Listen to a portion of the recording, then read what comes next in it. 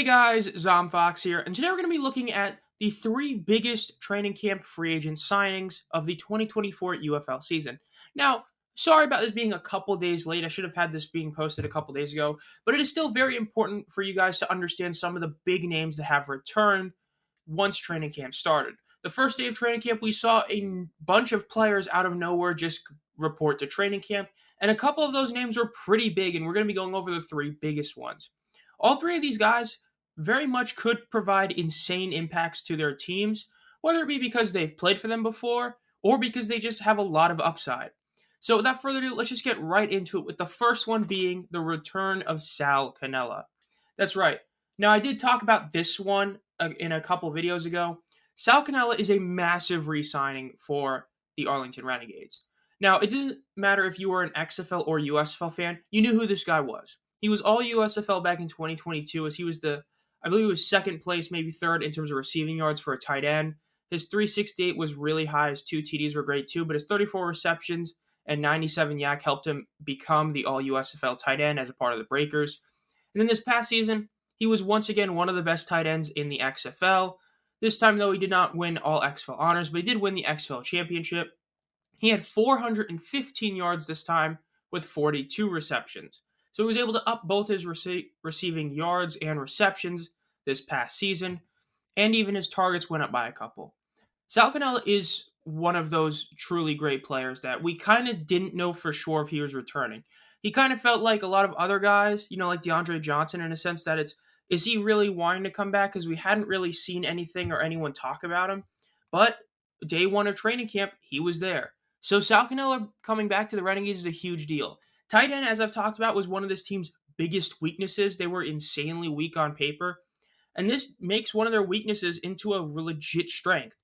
Now, it isn't the best tight end room in the league, unlike how some people say it now, but it still is a massive upgrade over what they had, as they now have one of those four elite tight ends. I've talked about it before. There were three elite tight ends in spring football in Jay Sternberger, Cody Latimer, and Sage Surratt, and now the fourth one has returned in Sal Cannella. This is a massive signing for the Renegades to have him back. This dude has been a monster basically everywhere in spring football. So we'll see if he's able to continue it this season, because if he is, the Renegades are going to be a legit threat to repeat. Now, the next one is Lance Lenoir returning to the Panthers. This one just completely shocked me. Look, this is one where some people might not understand just how big a deal this was, because this past season he was with the Guardians, but he signed very late, if I remember correctly, heading into the season, and then while getting, acclimated to everything, he ended up getting hurt. But the last time he was legit playing in spring football, he was arguably the second best receiver in spring football. I talked about it before. I thought he should have made it over Victor Bolden in terms of the receiver all USFL team in 2022. So he pretty much finishes the third best receiver in the league that year if you go by all USFL stuff, because he was second in receiving yards at 484, 52 receptions, 190 yards after catch, and he had two TDs to boot with that. This dude was awesome with them. He was insane in 2022, and when he lost, they had to have another receiver step up. And now, this year, it looked like Corey Coleman would be that number one guy, but with him retiring, it left a huge hole at the wide receiver position. But the return of Lance Lenoir is a big deal. Even though I do think he is a slight downgrade over Coleman, he is still a massive, massive signing as he replaces an area that became a massive weakness. The Panthers had a weakness at number one receiver when Coleman left, and now Lance Lenoir is back and, in theory, should be able to plug that hole really well. This is a very, very big signing for them. Lance Lenoir was incredible with the Panthers in 2022, despite the fact that 2022 Panthers team had awful quarterback play. The only really good game any of them had was Paxton Lynch in Week 10. Aside from that, basically every game was just awful QB play, and he was still able to produce the stats that he was. This is definitely a massive signing. Having Lance back for the Panthers is huge, and it actually makes this Panthers offense somewhat threatening now. So this is a big deal. Now, the third one is the NFL player that kind of shocked everyone in Keke Coutee. This is a guy who, despite, in theory, not really doing a ton in the NFL, a lot of people know who this guy is because he has a lot of potential. This is a fourth-round pick out of 2018's draft, that famous draft with both Lamar, Josh Allen, Nick Chubb, and all those guys. This is a big deal. Keke Coutee has one massive issue, and that's fumbling. For those of you who don't know, Coutee, during his NFL career, had one massive weakness, which was fumbling the ball.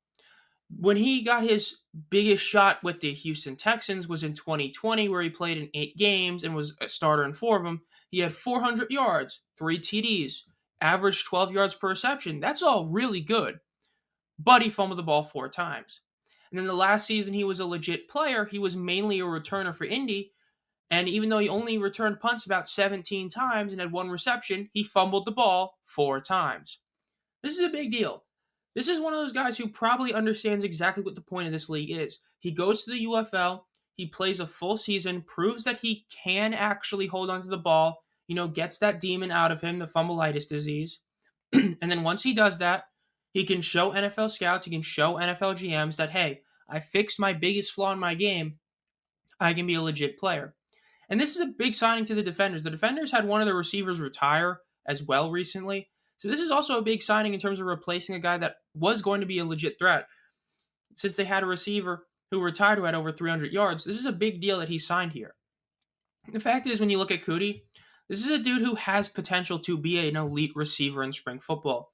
He has a lot of actual talent. He has NFL experience, but he also does have a lot of issues, but he's clawed back before. He went from being a 400-yard receiver in Houston to going to Indy where they basically didn't throw him the ball. So he is now in spring football, and we'll see how it goes, but I think this is potential to be a great signing. This is a dude who could be a returner if they need to, but we'll see about that.